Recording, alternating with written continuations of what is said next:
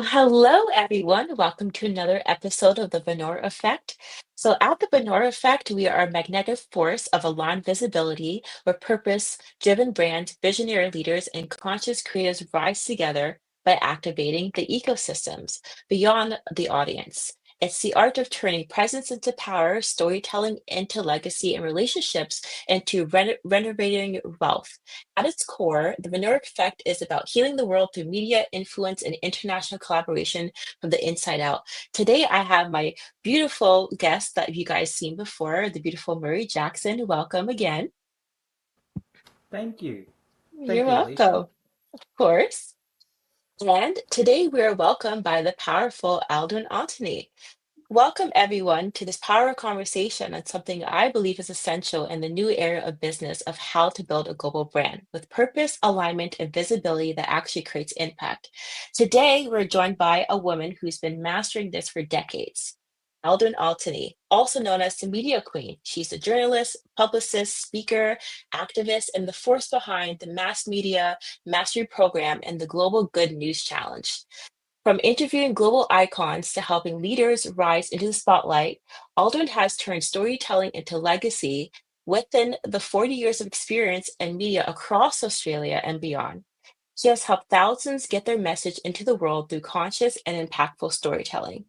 I find what sets Aldrin apart from others, it's her mission to bring good news into the world and to empower leaders, creatives, and change makers to their own truth and amplify their voice.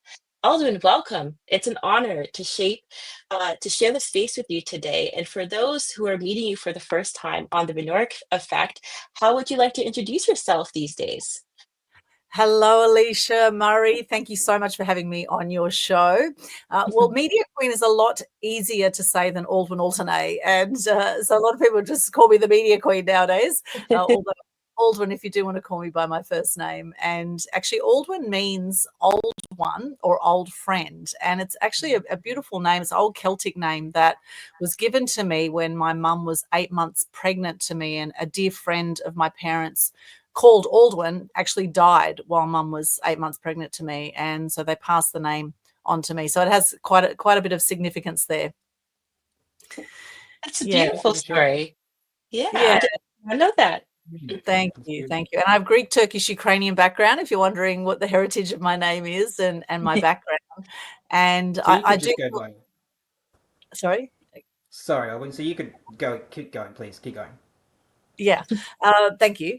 Yeah, so I've had an amazing background in the media. I actually was first interviewed by the media at age 10 for table tennis in Sydney. I was a top junior table tennis player, and I was interviewed by the Manly Daily in our place in North Balgowlah. I still remember we had a table tennis table in our garage, and I remember the journalist and the photographer from the Manly Daily, the local paper, came out, and I remember this is back in the film days when every photo counted when you've got a film photography camera, and some people watching might not even know what I'm talking about. But basically, before digital photos, there was film photography which you had to actually process through a lab, and you couldn't actually see the photo when you took the photo like we can now.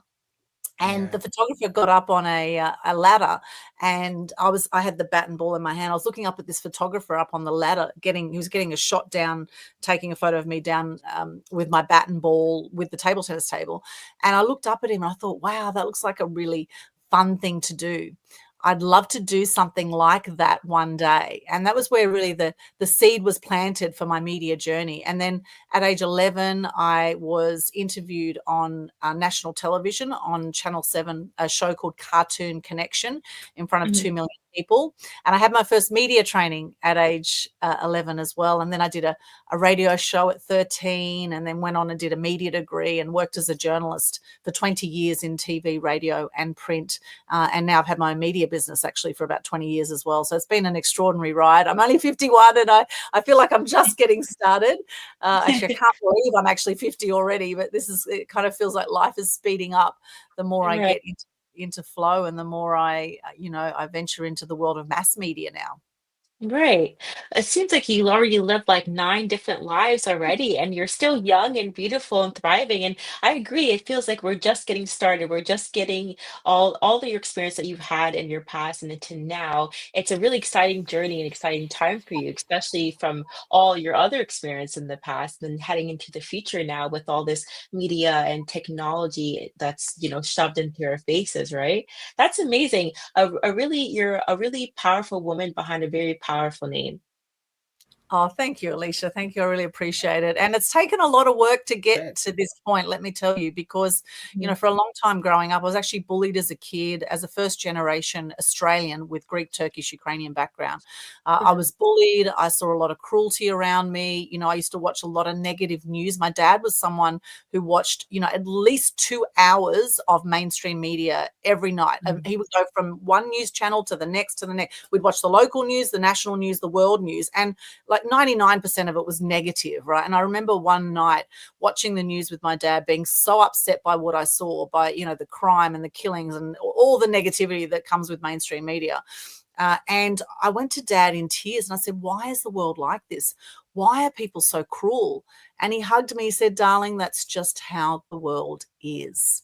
Mhm. And then I started to see evidence of why the world was so nasty. I started to see animal cruelty. I started to see fighting in the schoolyard. I started to see people being nasty to me. I started to see my friends turn against me for no apparent reason. And I didn't Mhm. know who to trust anymore. I didn't know where I belonged. I actually felt invisible for a long time. I became very self-destructive. My dad said anger is danger as a kid. He said anger is danger. And so what happened is I internalized my anger and I actually, did a lot of self-harm. I was drinking a lot. I was smoking a lot. I was doing drugs from a young age. I actually got kicked out of home at 15 while being Australian national table tennis champion. I actually also got kicked out of home at 15. Mhm. And then, it's one of the best things actually that happened for me because it had me see that the grass is not greener on the other side. And, about 6 months into that, I moved into this complete party house with a guy that was a drummer in several bands. His mum was an alcoholic. His sister was dealing drugs. Every night we were partying till 5 a.m. And I went from top of my primary school at North Bagala Primary School in Sydney, and I failed everything in year 11 in high school in this environment. And Mhm. then 6 months into it, I saw my boyfriend sleep with my best friend in front of me. And that was the turning My point. goodness. That was Girl the turning. code. Yeah, at 15 years of age, that was the turning point. And then I called my mum in tears. And back then there were no mobile phones. This was all on the Mhm. landline. I called my mum in tears and I said, I can't Yeah. handle it anymore. And she then Mhm. spoke to I can dad imagine. and said, okay, come home. And then I changed my environment, went to Forest High School and worked my butt off and got into a media degree. So I kind of went through this really rocky period through my teenage years. Mhm. And I've done a lot of work on myself to get to this point. I've invested now over $1 million in my business and personal development to get to where I am now, to speak as confidently as I do now, to express myself like I do now. It definitely wasn't always like that. It's been a journey, and I'm Mhm. certainly not perfect. I still say ums and ahs, and if you do Toastmasters, they actually count your ums and ahs, and I still say ums and ahs. And I'm certainly not perfect. It's a journey, and I've Yeah. to a place now where I feel great about where I'm at in life, and there's so much I want to do, and I feel like there's so little time. Mm. However, I know that that's just a human construct anyway. So it's Right. been a Yeah, journey. I find of course we do have the time, but I completely get where you're coming from. And I always like to say it's never about the destination, it's about the journey. So all of the things that you went through in the past and then to the woman you are today is proof. It's proof in in the pudding, right? As far as you changing your environment and then you becoming the beautiful media queen that you are today. So it brings me to my next question. Let's dive into the media aspect. So you worked across almost, every form of media, TV, radios, newspapers, digital. What core principles have never changed no matter what platform for you? It's always been about speaking my truth, about Mhm. expressing myself, whatever's on my mind, saying what I want to say, when I want to say it, regardless of what people might think. Right. Mhm. And that's been huge. And expressing from the heart as well. And this is something now with the world of AI, that robots are never going to have a heart as such. We might think that they have a heart, or we might feel that they have a heart because they're getting very clever with what they're doing with the AI world. However, you know, I don't believe that they do. And some people might, might beg to differ. And I know we had a great discussion on Total Truth Show about this, the truth about intelligence. We had a fantastic conversation. We did. There about that whole thing. But really, it's that heart-to-heart connection. It's that speaking your truth. It's about noticing what is it that moves you in some way. What is it that angers you or upsets you? And then having the courage and the guts to speak up about that, to be able to impact change. Because if we see something we don't like in the community or in the world and we're not speaking up about it, then I think we are being part of the problem. I think there's a reason we've been presented with the information we've been presented with the experiences we've been presented with. And if we don't speak up about it, then, you know, then I think really that's when we come into this group of people that, you know, they say a third of people die by the age of 65 and 90% of people die with regrets. And I do believe the 90% of people die with regrets. They're the people that haven't spoken their truth, or they haven't spoken up about what they want to change and impact in the world or in their own lives. And they're the ones that live with regrets and die with regrets. So I do believe have the guts to speak up. And I think also be discerning. Like I just had my main Facebook account shut down, right? I shared something controversial. I had 5,000 friends and 12,000 followers on that particular Facebook profile, and that just got shut down for no apparent reason. There was a question about community standards, but they don't tell me what community standards. And of course, the whole, you know, rollout of the next pandemic is coming out, and I shared something that was showing that it was all a lie. And of course, they don't want that information to get out there. So I think, you know, sometimes I think be discerning about where you share the information, because that was shared. There was a video shared with me in a private message, and I then shared it publicly, right? And it was within half an hour of going public with that video share that the account got shut down. And this is the thing is don't rely on one social media. I have now 2 Facebook backup accounts that I'm now using my backup accounts, and I have about 50 different social media channels as well. And I use things like BitChute, Rumble, Telegram, where there's no censorship of information. And I am a huge stand for freedom of information. And the more I get censored, the more I want to speak up about it. So I actually did a video as well the other day about, have you been censored? I did a live video, and I was actually on another podcast with a guy called I Know a Guy podcast. And I was talking about trophy hunting of endangered animals. And we were on the Riverside platform. And the minute I started to talk about trophy hunting of endangered animals, the Riverside platform, it just shut down. I just got kicked off the screen. And I'd never had this before on any show that I'd been interviewed on Riverside or any other platform. However, I just, no matter what I did, I kept clicking on the link and I couldn't get back in the link. I had to actually open an incognito window, and I was able to get back in on the link. So they actually literally, so there must be bots out there that just flag certain content. And I know that there's certain people behind trophy hunting of endangered animals that are very wealthy, very influential.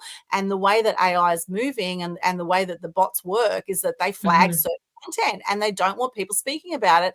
And this is where we've had brainwashing and media programming and channeling that has happened for years through the mainstream media, and it's happening through social media. However, thankfully, more people are aware of it now, and more people are questioning, if there's nothing to hide, why the censorship?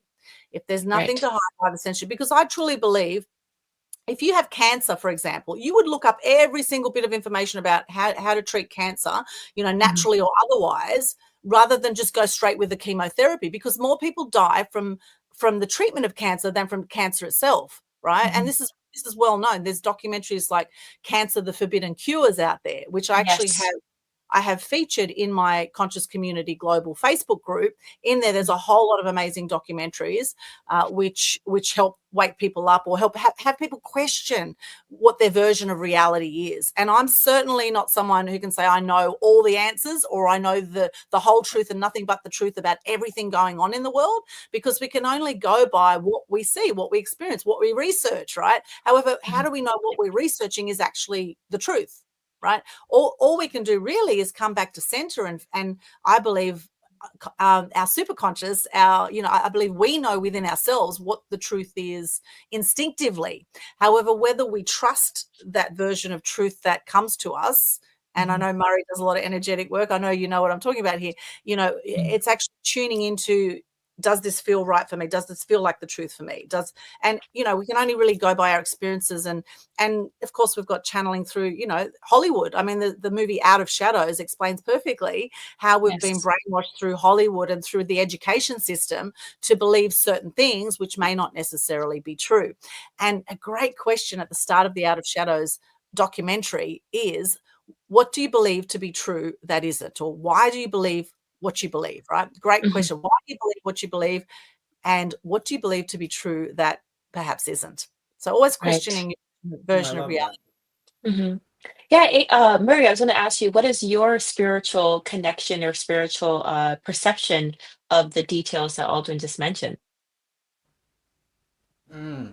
Yeah, it's a lot. There's a lot unpacked there, definitely. Right. But I think what Aldwyn says about the consensus of just observing things over time and naturally going, okay, well, if this is the amount of information, data, or experience that I've had here, how can I shift it? So that Mhm. really does make sense for me as an energy worker, how her purpose has always been to kind of speak her truth and kind of get that information out there and not just settle with the one sort of avenue or pathway or door, if you know what I'm saying. So with me, that's a lot like I could just follow the consensus of spiritual awakening on the planet right Mhm. now, but I don't necessarily do that. I look for different ways to pocket consciousness in for it to Mhm. have that expansiveness, so that we're not just playing out the same stories and we're not Right. operating on the same consensus. And I think Mhm. that's really big of you, Olwen, to hold such a powerful stance like that for such a long time too, because Yeah. it's so easy, especially in Australia. I'll speak from Australian culture. The opinions and the judgment that come from our resilience, it can be a lot to take on. And if you're trying to achieve something and you don't have a great deal of support, Olwen will know this, it can be very confronting to build something up in Australia, but it's also such a great opportunity. The natural resource and the ability to grow, the balance is there. So once you get past that first threshold of I don't care what people think, purpose becomes impactful because the embodiment of that message is now able to go down the different avenues like Olwen's expressed here. Whereas I think if you worry about what people think too much, a little bit too much, you probably will conform and you probably will do the easiest thing or the most expected thing of you. And it generally just doesn't have the impact that it could have. And you can feel that through the way Olwen talks here and just what she shared today. Is the impact comes out so much in your voice. You barely take a Mhm. breath. And that really comes back to the start for me, which is when I was interrupted you earlier in this podcast. I like that your name's Aldwyn Altuney, and I saw it as AA Media Queen. I'm very familiar with the Energizer Bunny here in Australia. It's an ad that we have. I'm not sure if the rest of the world's familiar with it, but look it up on YouTube. And we have an Energizer Bunny ad for the AA and AAA batteries. And Mhm. just listening to you speak, Olwen, I'm just getting visualizations of you being the Australian AA Media Queen. So Mhm. definitely embodied and definitely a lot to take from that answer. Thank you for sharing. Thank you, Yes. Murray. Yes, and the Yes. AA, I just want to say the AA does not stand for Alcoholics Anonymous. It does stand for my initials. Uh, It didn't even come up to mind. Let's although let, I've let's had let's my, Tick it clear the off. air on that. I've had my moments with alcohol, though I can tell you. But yeah, it's and actually the reason it's my business is called AA Xposé Media, and the reason it's called that because back in 2002 when I started a photography business, I heard the word expose on a news broadcast, and I thought, oh, I really like that word expose. I thought I'll take the E off the X, and Mhm. X marks the spot where you pose for photos, or exposing things in the media was exposing things in the media. So I thought, okay, great, I'm going to start a business called Expose Photography, because at the time I was working as a journalist at the Sun newspapers, and it was a side hustle, side business doing photography. And I thought, okay, I'll call it Expose Photography. And I looked online and there was a porn site called Xposé Photography. And I thought, oh no, I can't have that. So I thought I'll put my initials before the Xposé Photography. And that's where we Mhm. got the AA Xposé Photography. And then when I left the Sun newspapers in 2005, 20 years ago, oh my gosh, I left full-time work in the media 20 years ago. And then it evolved fully into AA Xposé Media, into a media business, because people started asking me for press releases, media training, publicity. And I just kept saying, saying yes and kept doing it. And here we are 20 years on, and I can't see myself working for anyone else ever again. I love working for myself, being an entrepreneur That's now. So right. yeah, that's Yes. the Yeah. background on. Mm. I The love perfect I space for your next question, Alicia. right? And I was going to say, well, before the first question, I would say I love the fact that you're able to. I feel like the main mission here as a collective is to influence people to open up their throat chakra. Our throat chakra as a society has been blocked due to fear, due to society, through media, well, the news media per se. But as far as what Aldwyn you're speaking about is that your throat chakra has been open for a long time now, and you have developed it to voice your opinion and ruffle some feathers and get kicked out of Facebook, but you still keep going, which is so powerful. And it's very inspiring to me and my network as well to voice your opinion, no matter what type of feathers you're trying to ruffle. It's important to get your message out there because there's people out there that need to hear that message, or they need that connection with that person that shares that very similar perception or point of view that you're stating. So my next question for you when it comes to media, what is the number one mistake you see when people are making or trying to get media attention, and how can they shift it into an opportunity? Biggest mistake when people try and get attention. The biggest mistake I see on social media is people just constantly pushing their thing that they're selling, just Hmm. constantly like, and they do it sometimes in sort of subtle ways, like, but Yeah. it's like it just feels a lot on social media with some of my fellow entrepreneurs. It feels like they're constantly pushing their next thing, that they're just wanting to sell, sell, sell, sell, and the money is just too much of a focus. The money is more of a focus over the people and over the relationships and over Yeah. being of service, over giving value. Right. I see this a lot. A huge mistake is that, and then people think, well, why aren't I getting responses? Why aren't I getting, why aren't I getting many likes or follows or whatever, which some people call Hmm. vanity metrics. And it's not always Yeah. about the number of likes or follows that you get. It's about quality engagement, and Hmm. it's about being consistent. And this is another big mistake people make, is they're not consistent. They just try and push their thing out there, and they just think, oh, why aren't people buying? Well, you've got to connect with people first. You've got to Right. build some likability factor out there. You've got to show that you care. When you show Hmm. that you care, then people are going to warm more to wanting to do business with you and wanting to get to know you. And you've got to speak your truth. You can't be Yeah. vanilla out there, right? You got to, the more you stand up, yes, you're going to have people that love you and hate you, regardless of what you do. The more you stand up and speak up, you're going to have more people that love you and more people that hate you. So you really need to build that resilience about you. However, the ones that really love you, they're the ones you want to work with anyway, because the rest just aren't on the same energetic frequency or whatever, or they've got different opinions, and that's fine. Bless and release those ones and hang out with the ones that really do get you, right? Hang out with the Hmm. ones that ideally, or work with the ones Hmm. that really align with. And this is the beauty of having your own business. You can choose who you want to work with, right? You're Uh, right.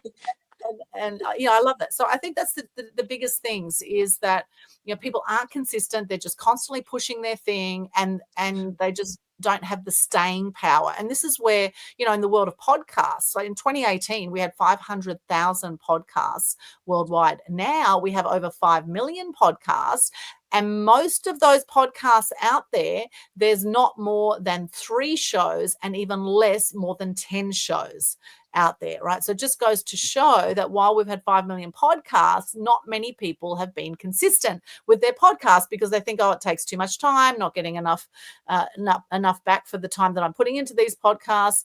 And you have no idea who is watching you and who is stalking you, because people do. They will stalk you. They're going to stalk you even more now. If they're looking to do business with someone in your field, they're going to be checking everything out online, because we have major trust issues, particularly since the whole pandemic, and we've had Mhm. scammers come out of the woodwork from left, right, and center. I mean, I don't think a day goes by when I don't get proposed by someone, in the military in America, who's a widow, who just happens to be a widow, right? Who's only got Yeah. 2 posts on their social media, wanting Mhm. to marry me. It's just like, well, clearly, you do this with 10 other people. I wonder how many people fall for these online scams. And Mhm. unfortunately, a lot do, a A lot lot have, too. We've all been ripped off at different times. I don't know anyone who hasn't been ripped off at some point in their life, and more so people are being ultra cautious with who they work with and who they resonate with and who they're going to choose to eventually work with. And so, I've always had this thing that love what you do, the money will come. Love what you do, the money will come. And as much as possible, I think the trick to life is to be in flow, to do what you love. And in fact, Bob Proctor, who's a legendary American personal development guru who died recently at 86, I believe he died, and he worked right up until his death. And people said, how do you find your passion, to Bob Proctor? There's a video on YouTube about it. And he said, do what you love as much as possible. Do what you love. And this is where, the signs are there. What is it that you really love to do that time and space disappear? And I tell you, time and space disappear for me all the time, right? I'm constantly in heart space. I mean, just before this show, I was connecting. I've just adopted 5 chicks, right? 5 baby chicks. And right now I'm at my dad's place at Bribey Island, and I was feeding the chicks and I was watching the chicks, and they're about this big now. They're about 3 weeks old, but they're growing really fast. Right. And, I was just adoring these chicks and, feeding them, and just like connecting with nature, connecting with animals is extraordinary. And, we live in such an amazing world. And as much as it's great to speak up about things that upset us or anger us, and the reason I say that is because that's how you can transform the upset or the anger, by taking action, or something that I've done by taking action, speaking up about something. It helps to heal whatever the upset or the anger is, because I know that I'm making a difference. And it could be just sharing a post about whaling, about people, like, for example, the Japanese still kill whales to this day for scientific research. It's sad. And we've got whale migration happening out. So it could be as simple as just sharing a post about that and saying, here's a petition you can sign to help the whales, right? Or here's Sea Shepherd's website. These guys are doing a great job to help save the whales off Australian shores, for example, right? It could be something as simple as that. Just sharing a social media post could make the world of difference, or doing a live video about something that you've seen that you want to speak up about. And it's a very cathartic experience. And, you spoke about the throat chakra, Alicia, and I've actually had 2 near-death experiences that involve the throat. Actually, there's quite a bit I've had around the throat. I had an abscess in my throat many years ago. I was at Woodford Folk Festival emceeing for Colin Hay, who was in Men at Work, that did the Down Under song, and my throat was starting to get really sore. And I thought, I've just got a cold or something. And I didn't realize that my throat started to swell, and I had this what they call a quinsy in your throat, and basically in a few days it can kill you, because it's like a abscess or an infection, kind of like a bad tonsillitis, but this thing just keeps growing, and it can just block your airways and kill you. So I ended up in the emergency ward for 3 days that particular New Year's Eve, and had that dealt with, and a lot of antibiotics, and they injected it and whatever, and thank God I went and got help. And this is where there is a place for emergency medicine, and for hospitals there is a place for it. And that was one near-death experience. Another near-death experience around the throat was I got strangled by an ex-boyfriend when I was 22 and almost died from that experience. And then there was another thing that happened with, as a 6-year-old, I was in Turkey, where my parents had migrated from to Australia in 1970. And 10 years later, they went back to Turkey when I was 6. And there was this beautiful big sheep that I befriended at my grandma's place. And this sheep, one day we're taking it out for a walk, and then these 3 guys grabbed the sheep and put it on a concrete block and cut its throat. And that while at the time that was absolutely traumatic for me to witness that, because this was my friend, the sheep, and at that age. At that age, at 6 years of age, to see the throat cut, see the sheep squealing, and see, like, I literally screamed my head off. I went to go save the sheep. I couldn't save the sheep. I was being held back. And I went and, I cried on the side of the street for hours, and eventually came back to the family as a 6-year-old. But that experience there was the start of my journey with what I do for animals. We've done 18 annual animal action events now. I started a Animal Action Day in 2007, all about awareness, appreciation, respect for animals. We've raised lots of money for different charities. We've raised millions of dollars of media exposure for over 18 years for a whole lot of different charities in that time. And that sheep back then, that was the start of my journey. And And that sacrifice, because it was based on a story of Job in the Bible, where Job wanted to sacrifice his son for God, and God said, no, sacrifice a sheep. And it's actually a Turkish tradition or Greek Orthodox tradition where when family come from a long way away, they sacrifice a sheep and they feed the meat to the poor village people. It's sort of like this beautiful sacrificial thing that happens. However, for me, I was so attached to that sheep, and I've always had this attachment with animals. I've always had a connection with animals where I absolutely love animals, and I can just, I used to love watching the David Attenborough documentaries, and I still do. One of my favorite things to do is to watch the David Attenborough documentaries and see what an extraordinary world we live in. And when you look at animals, they really bring all that out. So there's a few things that have happened around the throat chakra for me in my life. And, sometimes these challenges come to, I guess, to encourage you to perhaps speak up more, and then I had a near-death experience 2 years ago. I got swept out to sea in Coffs Harbour. And then from that experience, I then, shared in the media about what was going on there, because a lot of people drown off Australian shores. In fact, we had that, it was 2023, there was 35 drownings over that summer period in New South Wales. And a lot of people, when they get caught out in a rip or they get caught out in a sweep, they fight it. They try to fight against it. They try and swim against it. And they run out of breath and they drown. And in this particular instance, and you can look it up on my socials, all the stories there. If you look up Aldwyn Coffs Harbour, you'll see a whole lot of info about it. But basically, the next day after I nearly drowned and I was panicking, and I had to go with the flow as well. Like I knew, because I'd been in rips before, not to fight it, but at the same time I had to keep my head above water, and I was paranoid about sharks because this area was known for sharks. It was a 4-wheel drive beach. There were no boats. There was no lifesavers. I was in the middle of the ocean, like a dot in the ocean. And when you're in deep seas, you look down, you can't see under the water.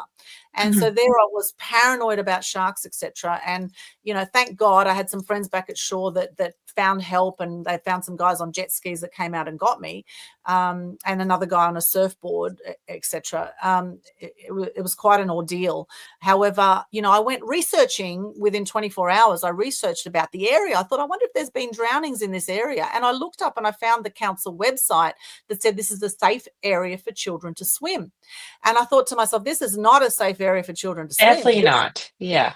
It's drowned out there. And so I got straight onto it. I got onto the media, I got onto the council, I got onto, and said, this is not a safe area. And that day, the council changed their website and they said, be careful of strong currents in this area. And the media did a whole, I got interviewed on Channel 9, Channel 7, on ABC, on 4BC, a whole lot of different media. News of the area did a front page story on it. And it was all about sharing the beach safety message. And then I did a live video about it. And I said, if you get caught out there, just don't fight it. Just go with the flow of it, because that's where people drown. They panic. And how often do people panic in life and lose opportunities and lose so much because we panic and live in fear. And this is where, I've actually done a deep dive the last 5 months into fear, and from fear to freedom. In fact, we just did our Total Truth Show episode the other day on the truth about fear to freedom. And I'm doing a co-author book at the moment called Fear to Freedom, Conscious Creators Manifesting Magic. And the fear that I've been noticing that's coming up, and it comes up all the time in different ways, right? The thing is, fear will come up. The thing is, the minute you notice fear in your life, what are you then doing about it? Are you being stopped by your fear, or are you moving through it and expanding through it and getting the learnings and then moving on with life, right? This journey.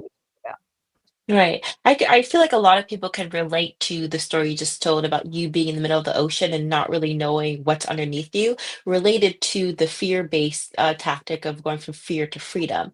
Because I find that message very powerful of telling that story, but also you doing something about it once you experience that, that trauma that happened to you in the middle of the ocean, and then doing what you're creating now.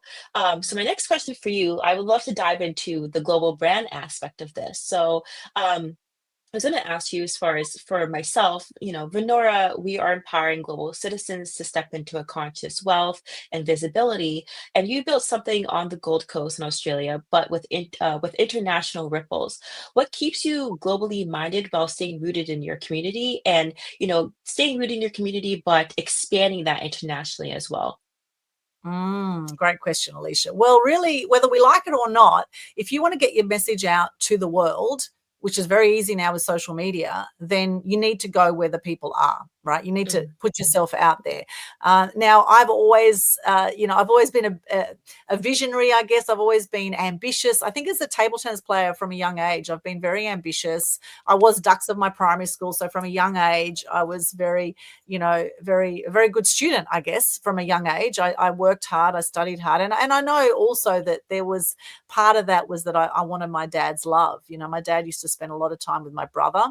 And, in Turkey, and in some of these Middle Eastern countries, the guys hang out with the guys, the girls hang out with the girls. And dad kind of left me to be with mum, and he would hang out with dad, with my brother more. And whenever I achieved something, my dad would give me more attention. I wanted my dad's attention and I wanted my dad's love, because, for a lot of people, there's three things that hold us back. There's that we feel that we don't belong, I don't belong, not loved, and I'm not good enough, right? There's those three things that often hold people back from getting out there. Very relatable. And back in the day, before social media, of course, there's only so much we could do to reach a worldwide audience. We didn't have the tools that we have now. And since social media started, which really 2004 is when Facebook started, it's only been sort of 21 years.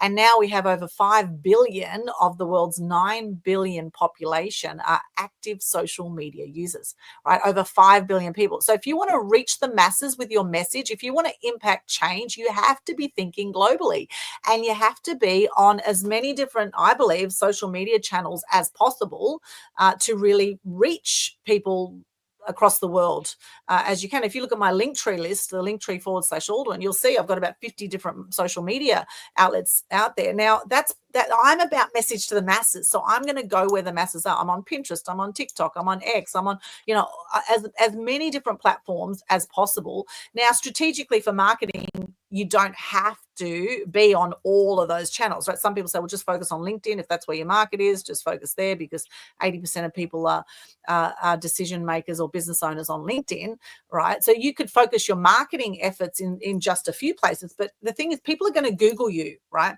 People are going to Google you when they think of doing business with you or someone in your field. And what are they going to find when they Google you? People want to see what you're about, what you stand for. Do they resonate with you? Like, they want to see, don't want to just see all your marketing content. Anyone can do marketing content, but they're actually connecting with you. Your X factor is your story, is your personality, is who you are, is who you show up as. And so for me, it's a no-brainer to go globally, because, because you want to, for me, I want to impact change like across to as many people as I can, right? If I'm getting a message out about, helping animals, for example, or helping people live empowered lives through, for example, Good News Day. Good News Day is something I started on the 8th of the 8th, 18. Now, I've personally had depression, and I know that was anger internalized. I now know that that's what led to the depression that I had for many years, and the self-destructive behaviors that I had for many years. However, I've also had 4 friends who have suicided by the age of 45. Now, it was after my 4th friend suicided in 2018 that I decided to actually step it up with my stand for good news, for wanting more good news out there, because I could see the impact that negative news was having on the world. I could see, people, 1 in 3 people have depression, right? I could see the number of suicide rates, 1 million people a year suicide normally, and through COVID, through the pandemic, that went 4 times that with the suicide rate. So mental health is a massive issue, and so that's why I actually ramped up the Good News Day idea. I ramped it up in June 2020, and we actually have the 5-year anniversary this month for the Global Good News Challenge. We ramped it up with a monthly free live video challenge where people can share gratitude and good news on social media. And we share their videos out to thousands of people every single month. And I've personally done every single month's challenge myself since June 2020. So that's 5 years of doing live videos, and we have people that absolutely love it. They've been actually getting business from it. Not that's what it was designed to do. It was just designed for people to share what they're grateful for and what their good news is. However, because we actually market it for free. We share it out to thousands of people on our socials. People are actually getting organic traffic to their live videos and sharing of themselves. They're making better connections. And so it's got a beautiful effect of not just lifting people's energy, lifting the people's energy that actually watch the videos, but actually people getting business from it as well. So that's an extra bonus from that. So really my question is, why wouldn't you go global? If you've got a message to share, why would you want Right. to go out just to your local community? That doesn't make Yeah. any sense to me. We have more power globally in connecting. I would love to hear from Murray. Any thoughts, Murray? Yeah, I love the way you amplify that out to our audience and to the viewers, just to let them know what your consistency looks like. For anyone who Mm-hmm. was wondering, that word's been used a lot in the last 40 minutes. I think Yes. you just testamented that and expressed that well. So thank you for sharing, because at the core of things, taking action is part of this playground. Like what I call playground, I call Earth, the world that we all live in. Mm. And action is a very, very important part of making anything come to life, bringing it to existence. But how we define that is uniquely personal and individual. And I think a lot of people will take from what you've shared here today, just in this last 20 minutes, how they can start to reinterpret that word and how that may show up for them on a day-to-day basis, a weekly, and a yearly calendar. Mm. A lot of us take action from that place of fear, from that place of scarcity, and just the lack, a space of deprivation, lack, complete lack. But if you're Mm-hmm. putting yourself towards something and you're giving yourself purpose and you're being consistent, you're gonna retrieve results. You're gonna have a different frequency experience. So I think it's just really important that you share that today and give people that perspective that you don't have to just keep doing the action that you've been trained, programmed, or shown. You can redefine that. Mm. Yeah, Totally. that's a powerful message, Mary. Mm. I'm just lost out of words right now. I'm just very inspired. This is the inspiring conversation. I Thank you, love it. Alicia. I'm loving all this. I Well, the had one consistency. question in mind, but I was going to relate to what Murray was stating about taking action.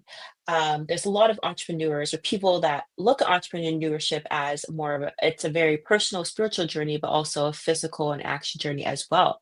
So I would love to inspire others on the podcast and the media presence of like, do it scared, do it without the budget, do it without the team, and then you'll start attracting the people that want to support your vision and want to support your mission as well. And that brings me to what you're stating about global good news challenge is like that's exactly the epitome of that, where you're providing them a platform or a challenge to show their expertise or giving them a platform to come express themselves in that challenge. So I really love this idea of, you taking your experience, embodying the media queen that you are, and then providing people an opportunity, a platform to showcase their vision as well and connect with others that share those very similar visions and those values towards that vision too. Because Love we've that. we as far as the team that we've built through the Minority Effect Frankie Podcast Network, shout out to Haley Bug. We experienced this a couple months ago, coming into this powerful group that we're in now, where we are really spiritually hustling, I would like to say, and now we already did the spiritual work, we are holding it down, and now turning that into action and attracting the right group of people that we specifically align with and they align with us. So that's a very powerful message, and we can definitely relate to that, right, Murray? Very much so. Well said. Yeah, I man. totally agree. Which actually Yeah. brings me to my next question. I'd love to ask this to Aldwyn if that's okay. So I'll just steal the mic back for a moment. Given that you're so big on the mass media and being embodied in whatever Hmm. that core message at that time is for you, what's the next year looking like for the AA Media Queen? What kind of Yeah. messages are you pushing out at the moment? What's got mass Well, media's attention, or more so, what's got your attention? Well, thank you for asking, Murray. Well, right now, the war in Iran and Israel's got my attention because it feels like World War III is about to start. However, I'm not going to let that dampen my day. And, it's like the things that we can't control, right? Like I have this curiosity about what's going on in the world and all this anger and violence and, and I always question, if you want to know what's going on in the world, follow the money trail. Right? Follow the money trail. So what's exciting for us with this Fear to Freedom book that I've been doing with a lady called Leanne Clune. Now, I'm actually in about 30 different books, right? I've got a chapter in about 30 different books, right? Contributed to about 30 different books. But this is the first book. The first book that I'm actually doing is a collaboration where we've invited other co-authors into the book, and it's called Fear to Freedom, Conscious Creators Manifesting Magic. We're launching it in Sydney on July 26th. We've just edited all the chapters. We're about to go to typesetting and we're finalizing the cover design for that. And that's been such a powerful project with our 11 co-authors. We've got co-authors from Sydney, Newcastle, and from Brisbane and Gold Coast.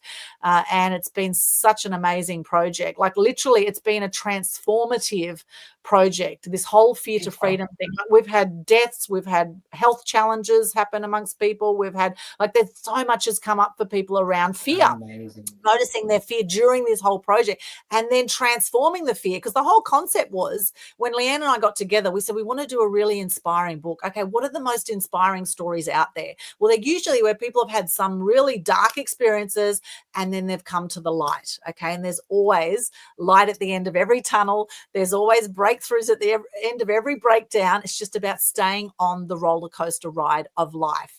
And as we've been doing this book, Fear to Freedom, it's been one hell of a roller coaster ride. And Leanne and I have been there, we've been almost consoling each other. It's like, oh, this has happened and I feel really triggered. And then we've sort of been helping each other, transform stuff. And we're able to do it so quickly. Like, in the past, I would say it's taken me sometimes months to get over triggers. Or when I say triggers, it's things that upset me or anger me or, where I'm feeling. And nothing could actually upset or anger you, actually. It's your choice to react or, respond in that way to whatever's going on in your life. You choose whether you're going to be angry or sad. However, I look at it as noticing the emotions, that if the sadness or anger comes up initially, because when we get triggered, we go back to being like a 3-year-old. We either fight, we freeze, or we fly, right? We run away, we freeze, or we fight. And for me, I tend to sort of freeze and then run. This has been my automatic reaction when I get triggered by things, okay? And so there's been triggers that happen because that's how life goes. You're going to be thrown with unexpected curveballs are going to happen at any moment. And through this whole Fear to Freedom process, it's been, oh, there's the fear. It's like because you're conscious of it, because it's like we're putting out the Fear to Freedom. So, oh, there's the fear again. That's a different version of fear. Oh, okay. How can I turn this to freedom? How can I move through this and get the learnings and then become empowered and grateful for that experience to transform it? And that's what's been going on through this whole Fear to Freedom process is actually we're noticing the fear coming up in our lives on a day-to-day basis through this whole process. And the chapters in this, the people that have come together, it's an extraordinary, powerful group of people that we have. We actually have 10 women and one guy, one brave man in there who's in this particular book. So the goal moving forward, we've got a massive launch coming up July 26th in Sydney. It's going to be at Daltone House, and we'll have all the promo going out on that very shortly. It's going to be amazing. July 26th in Sydney. We will have a launch on the Gold Coast. Yeah. We'll be launching on Amazon July 24. We're going to have the book as a free download for 24 hours only on July 24. So keep tabs on our social media around that time. You'll be able to download the ebook version for free. We're not doing the 99-cent thing. We're actually doing it for free for a whole 24 hours. And we'll be going Amazon bestseller in quite a few categories, I would say. And then the goal is moving forward, we will be doing another book. We actually plan to do this book every 6 months to a year. We'll be doing another book. So I know there's a lot of people wanted to be in this book. We closed it off at 11 because we're into the master numbers, and 11 co-authors was perfect. And so the next book, we'll be looking for another 11 at this stage. So if anyone's interested, reach out to me and we'll talk about that. Also moving forward, what we're going to be looking at is doing retreats, doing Fear to Freedom retreats, and to do special events and to do perhaps have a whole support community helping people transform from fear to freedom. And that's part of the journey. Of course, we'll continue. Exciting. It's very exciting. Beautiful. we're going to be continuing with the whole Global Good News Challenge. Obviously, that happens every month. We've got the animal action events. Our 19th annual event will be this year. Every year we focus on a different animal. Last year we did we focused on a fundraiser for bees, and we talked about the fire ant poison that the government is putting everywhere. $1.2 billion of poison that the Australian government's been putting over and killing animals and killing all sorts of stuff. You can actually kill fire ants with hot water, by the way, but that's a whole other story. We won't go into that today, but we've done things for orangutans. We've done things to help elephants, horses, big cats. Like, we've done so many fundraisers over the years for different animals. So this year we'll be doing our 19th annual event, and that's all about awareness, appreciation, and respect for all animals. So there'll be the 19th event coming up later in the year. And my media business, of course, helping people package up their message, helping them speak up and get out. And there are 4 things I want to share around sharing your message. There's 4 marketing pillars I want to give people today. The 4 marketing pillars, if you want to share your message with the world and build a global brand, the 4 things to consider is your message, your market, which media you're going to, and how you're going to monetize that. Elegantly, organically. We do all organic marketing. I have done some paid ads in the past. It hasn't worked well for me. So I do all organic marketing, right? We may do some paid ads in future. However, generally speaking, everything's organic. And so we teach people how to get themselves out there to build a global brand organically without paying thousands of dollars for ads and wasting money there and feeding the giants, and really when it comes to censorship, Facebook and YouTube have been the 2 biggest offenders with the censorship. YouTube has given me a few strikes on some of my videos, and Facebook were particularly bad during the pandemic, and they actually seem to get better, and now they're cracking down on the next wave of the next deadly virus they're rolling out. And of course, obviously there's a lot of product out there that needs to be shipped out to people. So, that's what I believe is going on behind the scenes, but do your own research on that one. So there's lots of exciting stuff in the horizon. I'm also caring for my aging parents. My dad's 86, my mum's 81. She's just gone into a nursing home. She has dementia, and it's been a really challenging journey with aging parents and no other family support anywhere nearby. So I've been living between Gold Coast and Sunshine Coast, a 2.5-hour drive for the last 5 months, caring for my aging parents, in between running my media business. And now I've just adopted 5 little chickens, and we're going to get self-sustainable, have some free-range eggs, and have some beautiful chickens that we'll have as family for the next 10 years, hopefully, because chickens do live for up to 10 years, and chickens are like the new dog now. They're the new dog chickens. They're like our little pets, and we certainly won't be killing these ones. They're the most adorable. So I adopted these 5 chicks from my mum's nursing home. They had the incubator, and this group called Henny Penny Hatching brought these. You could see the chickens coming out of the egg, and then they had the sort of the heat light and these tiny little chickens. And now the chickens are about this big, and we've got a chicken coop in Southport at my house there, and we're going to have the chickens in there, and they're just absolutely adorable. Nice. And we've got 2 rescue cats, and we've got a rescue dog as well at the house. So I've got my little animal sanctuary going on in Southport, and I have people The AA shelter. The AA Yes. shelter. It's the filled, animal. yes, Animal. it's filled with light and love and the animals. And I love the environment that you created for yourself. That's beautiful, especially with the Yeah. chickens. It's like having 6 little kids running around. Oh, they are so adorable, and they've all got little It is. personalities. They're all honestly, it's very hard to eat chicken once you have this sort of connection with chickens. I tell you, so you most likely going to go vegan or vegetarian. Right. And I think to myself, gosh, how could I eat these little things? They're so adorable. If I was to kill animals, I wouldn't be able to eat any flesh at all, I'm sure, Right. because I'm way too much of a softie to kill any animal. So I think I do mainly vegetarian anyway. So Mhm. yeah, it's a beautiful thing. I'd like to be fully vegan or vegetarian. I just find that you have to make sure you eat well enough, I think, if you're going to do that. Yeah, the more of like the high protein, the fiber, getting all that nutrients in your body, day at a time. Yeah. It's doable, right? But if you have the right resources and the foods and the vegetables.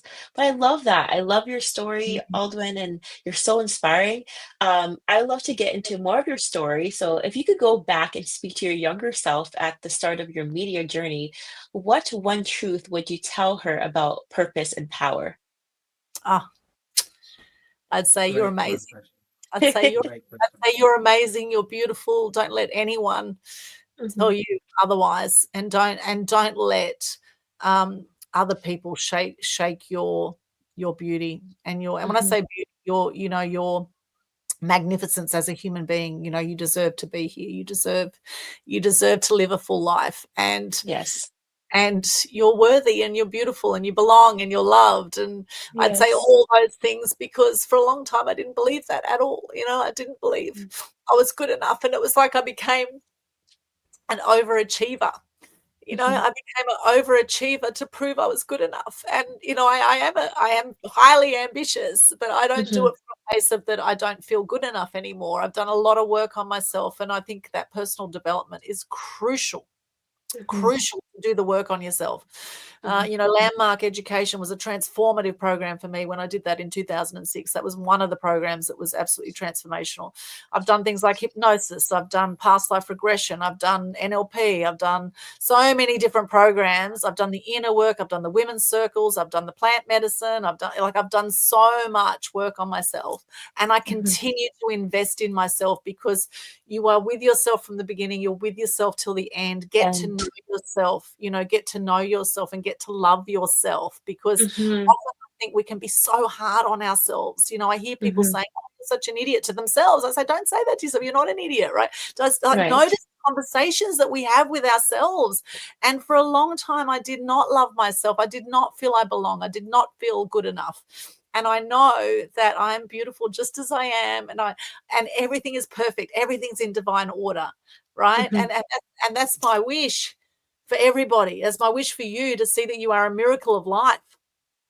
You are a miracle of life, and don't let anyone dampen your spirits, right? Build your resilience and build your energies. Right. It doesn't matter what other people think.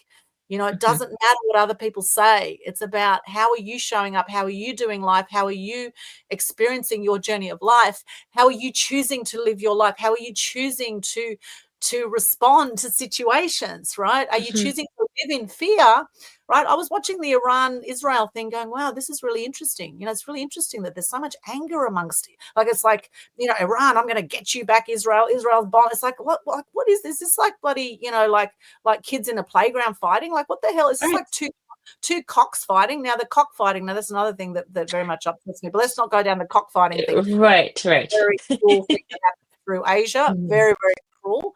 I do not recommend cockfighting, but sometimes human beings behave like cocks, right? And yeah, it's a power thing. It's kind of like, instead of coming together as a community and being more powerful together, it's a divide of who has what and how much power does this person have, and let's start a war. But we are starting to wake up as a conscious community of like, this is not the answer. This is not the answer or the solution to growing as a community and growing as an ecosystem. And partnering with other cultures and going global and creating amazing, beautiful life. And Aldwyn, you are good enough. You're an amazing lioness, goddess woman, as you are sitting here in front of us and being vulnerable. I so much appreciate your vulnerability and the message that you are relating to myself as a little girl. Being shut down as the first daughter, and my parents being in the military, and them trying to put me in a box. I always knew I had more to offer to the world. I always knew that God put me on this planet with a purpose, and I'm now discovering that purpose as a 31-year-old. And it's a journey, but I'm so grateful to meet someone like you, to meet Murray and Haleigh, to help me through this journey together. So I just really relate to that story, and I just really appreciate you being vulnerable and opening up that way. You're so lovely. You're such a goddess of a woman, and I'm so ready to meet you in person so we can have a woman powwow sesh with your little chickens. Yay! Yeah, they'll probably be much bigger chickens by that point. But Yeah. the other thing I'll say to my younger self, and I say to you, is that you're not alone. We're never alone, right? I felt so alone for so long, which actually led to the self-harm and led to the depression and led to the, not feeling good enough. We are always being held. I do truly believe, we actually have 14 generations of DNA in us. I truly believe I'm not just being held up by my ancestors, but by, by God, by consciousness, by universal energy, whatever you want to call it. I truly believe that we are supported, and that, we're spiritual beings having this human experience, and everything is in divine order. and all It the is. challenges. Welcome the challenges, even, because the challenges are the biggest learnings that we have. That's how we diamonds are created under pressure, right? It's not Mhm, natural to think we're not going to have challenges. Welcome the mhm. challenges, because the challenges are there to teach you something. They're there to show you something. When I've been run down, when I had the quinsy in my throat, I needed to take a break. I was going like crazy. I was like, go, go, go, go, go, go, go.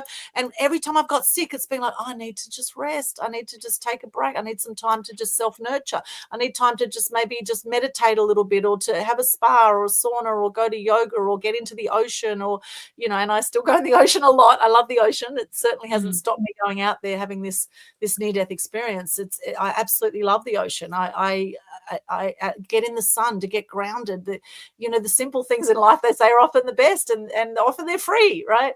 Often Yeah. these things are free that we can go out and do. So you're not alone. You're not alone, and Mhm, you're never alone. Your ancestors are supporting you. mhm. You are being held up by God. We believe in God. Dad always says, what God wills will be done. I believe Mhm. in God, a God energy. I'm not quite sure what that looks like, but I know I can feel a present. I feel presences, I would say. I Mhm. have felt, the more inner work I've done, the more I've realized that I'm not alone. And this is where meditating has been really powerful. I meditate every day now. And in the past, I never thought I could meditate. I'd always fall asleep. However, really, I'd been daydreaming for years, which is also in itself a form of meditation. It has, yeah. Daydreaming, right? So Mhm. Beautiful. I think, do the inner work as well. Do whatever it takes to as one of my mentors said, to become your own best friend. Yes, right. You are your own best friend, especially as a woman, and the power that we hold in our womb, and like just the power that we have as a divine feminine. We're so powerful to connect with a lot of different women all over the world, and a lot of men all over the world, and taking it global. So I really enjoyed the message and your mission, Aldwyn, and I totally relate to everything you just stated on this podcast. Murray, would you It's like been to, exciting. yes, Murray, I would love It's to hear been very your, heartwarming. yes. I just I feel for you. I feel your message, and it's very, very relatable to my current experience right now, being a young entrepreneur trying to figure out my way into the world, into the system, and or into this ecosystem. But it's been a beautiful journey, and accepting the challenges, and instead of backing up and being fearful of the challenges, going full force, full throttle, because I am powerful, Murray's powerful, Haley's powerful, and together what we're creating. Oh, it's amazing. That's all I gotta say. Yes. Yes. Aldwyn, I've enjoyed so much being here with both of you. Thank you, Alicia, for allowing me to be a co-host today. I really, really, Yes. really just want to highlight how you've expressed that return to greater awareness today, while thriving consciously throughout your personal experience, and how that's allowed you to arrive at a new present in time where you have new values, realigned gifts, and more abilities than you've ever been exposed to before. I Mm. think the message here today is really, really clear. Global branding is a big footstep. Not one person can do it alone. Mhm. To be that person and to have that adventure, you need structure, and you need openness, and you need resilience, and you need, more than anything, vulnerability. Vulnerability for yourself, not for others. You're not alone, both physically and emotionally and mentally. And I think the new earth and where we're heading now looks exactly like that. It looks like communities driven by gain prosperity and equal abundance, not individual clarification and thriving, not abundance through competition and fear based scarcity systems, not operating from the place of fight, flight, or freeze, but operating from enough and everything is already done. And we're here. And we have it all. And it's all here for us. And I think you've brought that up to the surface today in your own way, through your vulnerability and through that sheer determination that is the AA Media Queen. So, just with that, I would like to say thank you so much, Alwyn. Thank you for opening your heart and letting your soul channel through for everyone here today. Mhm. Alicia, Oh, thank you so much for having me as your co host. It's always fun. Of course. Love to have you. Thank you, Murray. That was really beautiful. Thank you. I appreciate it. And Alicia and Haleigh, I mean, you guys are next level. I love your energy. I so love what you're creating. And I'm so appreciative of being invited to be on your shows and, have you on my shows as well, Media Queen TV and Total Truth Show. You're absolute gems of human beings. And, I think, be the change you wish. Be the change you wish to see in the world, as Gandhi said, right? One of my favorite quotes, be the change, and you are the change. We are the change together. We are the world. We are the world. If it's to be, it's up to me. If you don't stand for something, you fall for anything. What is it you stand for, and how are you sharing that with the world? Yes. That's beautiful. And Beautiful one more message personal leaving one out. from the Aldwyn book. One more from the Aldwyn book, if it's okay if I share. Sure. For those who do have a higher belief system at this point in time, and for those who don't, test the waters before going into any new experience, opportunity, or place of light and people. How about pausing and saying, let me have the conversation and say the things that need to be said. Let yourself be supported. Let yourself reach out and know that there is support there, even if you can't physically see it. Yes. Life is an experience. We just have to allow ourselves to experience it Exactly. the way that we desire, and the way that our higher selves is going to show up to desire that, which is a message I hold really close to my heart. Thank you, Alden, so much for your message and your vulnerability. To close out, any last moment quotes that you want to share with the audience? Thank you, Alicia. Well, I really want people to look in their lives, ideally, at what brings them joy. Coming back to that point, okay, if you love what you do, you never have to work another day in your life, is one of my favorite quotes, right? You love what you do, you Yes. never have to work another day in your life. And if you're Mhm. doing something just for the money, you will not stick with it, and you will not be good at it in general. Okay, this is my experience and what I've seen. Okay, finding the joy in what you do, and look at there's something called ikigai out there, which is a way of being. It's a Japanese way of being. You look at, you know ikigai is, what do you love doing? What does the world need? What can you get paid for? You do this whole breakdown with ikigai, and if you're at the moment thinking, you're at a crossroads, or you're thinking, well, what's the future hold for me? Do the ikigai process, I recommend, and look into your life of, what do you really enjoy that lights you up, and how could you get paid for that thing? What could you package up in a way that you could actually get paid to do what you love? Because there is an absolute abundance out there of opportunity. And of course, it's not all about the money. However, we also need to value ourselves, and money is just an exchange of energy, right? So if you're doing things and you're not getting paid for it, then you could be undervaluing yourself, which could lead to, self-esteem issues potentially, right? Or you could end up beating yourself up if you're doing things and you're not getting paid for it. So also be willing to, ask for the money, right? To ask for the exchange with what you're doing, and to look at where you're providing value to the world, and, how could you monetize that? Ideally, if money is an issue for you. But a lot of people say, oh, I just want to be happy. I just want to be happy. Well, if you're happy and you have money versus being happy and not having any money, which would you prefer, right? And Right. most people would like the money to have the experiences, right? We don't want to be homeless generally. Mhm. Generally, although some homeless people probably have a great time. We've got some on the Gold Coast that live on the beach. Some of these homeless Right. people in tents on the beach, they're probably having a great life. I don't know, but but are they living their true purpose? I don't know. I mean, that's up for each individual, to decide for themselves. But really, what is it that lights you up? What do you love doing? And as much as possible, do more of that. And also be grateful for every single experience in your life. Be grateful for all the ups and downs.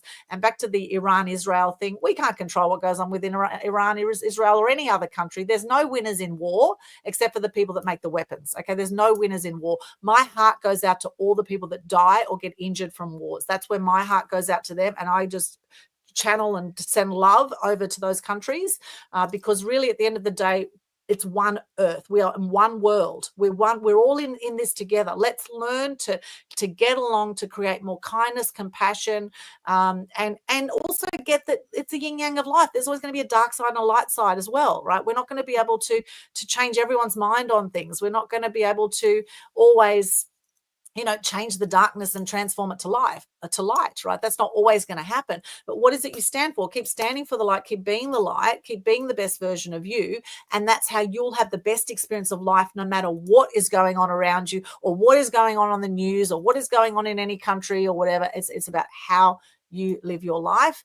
And are you going to be one of these people that gets to the end of the life and says, you know what, I've lived an amazing life. I've lived a great life. I've done the very best I can with what I've been able to do on the planet, and I've lived my purpose. You want to be one of those 10% that doesn't die with regrets, that actually dies grateful for everything that's brought you to this point, and that you've made the most of every opportunity that you can to live the best life. And of course, the ripple effect of that will go to everyone around you. Beautifully Well intended. said. Well said. Thank you. Oh, love that message. Well, to the rest of the audience, where can people find you as far as your platforms and the books that you stated that were coming out? Let the people know where they can find you and any new projects that you have upcoming. Thank you, Alicia. Thank you. Well, if you go to linktree/Aldwyn, which is linktr.ee/Aldwyn, you'll see all of my links there. At the top is my media website. You can download top 5 tips to gain TV exposure. I have a report in there. You can download that off my website for free. And also the Global Good News Challenge is free every month. All the details are at the top of the Global Good News Challenge Facebook page. And then you'll see all of my other socials there. You'll see all of our links to the different shows I've done. Media Mavens Show is another show I did with a lady in Germany, and we're looking to get some more episodes of that going again as well, which will be really, really cool. A lady called Kirsten Linartz, who was a mainstream TV presenter in Germany many years ago. And we've done 13 episodes of that show, and we've put it on hold because there were other health issues and things that were going on. So we're looking to bring that back again, which will be amazing. So linktree/Aldwyn. Yes, you'll find me on LinkedIn, Facebook, X, Twitter, YouTube. Check out my YouTube channel as well, Aldwyn Altuney Media Queen. Subscribe if you haven't subscribed. We've got thousands of videos on there and lots of inspiring content as well. So there's heaps to look at on that link. I challenge you to do the Global Good News Challenge. I challenge you, and Yes. look at the Facebook page, Global Good News Challenge. All the details are there. We'll make sure that Thank link's you. down below for everyone who wants to get in on that challenge and join in on the fun. What Yes. better time than now to get moving collectively? Yes. Mhm. It's beautiful. You can do it anytime within the month. So for June, we've got a 6-day challenge, being the 6th month. So it's just 6 days in a row, and you choose when you start it. 6 days in a row, share your name, what you do, 3 things you're grateful for, and a piece of good news. And then July, we'll have a 7-day challenge for the 7th month, and 8-day challenge for August, etc., etc. So it's a lot of fun, and you'll feel amazing. You'll feel amazing when you do it. Yes. Right. Oh, that's beautiful. Yeah, it's so good. It's so powerful. And let me tell you, there's many times that I've done the Good News Challenge and I have not felt like doing it. Like I've just had one of those days where it's like the last thing I feel like doing is getting on a live video. But by the time I've done it, and I have this conversation with us. I go, come on, Aldwyn, you said you're going to do it now. Just do it. These conversations. And I do it, and by the time I finish sharing gratitude, by then I feel amazing. It's so powerful. It's so powerful. It changes the frequency when you're speaking, when you're grateful and you're speaking that on camera and sharing it with the world. I really appreciate that, Aldwyn. Thank you so much for joining the Venora Effect. I would love to have you back, of course, for another episode. And maybe we'll do a live episode in Australia when we all come visit you. Oh, that'd be amazing. I love that. I love that. In our new studio. Sounds Yes. perfect. That'd be so great. I'm grateful for you, Alicia. Grateful for you, Murray. Grateful for Haleigh in the background. Thank you. And I'm grateful for everything and everyone that has come into my life up until this point. If you think about it, out of the 9 billion people on the planet, we might only meet 100,000 in our whole lifetime. So every single person, I believe, is coming in to either teach us something or we're here to teach them something. And so welcome it all. I say welcome it all. And here's to you living your best life and to having the most extraordinary day, moment by moment. Thank you. So grateful for this, for you. The media queen herself. Thank you. Thank you, Aldwyn.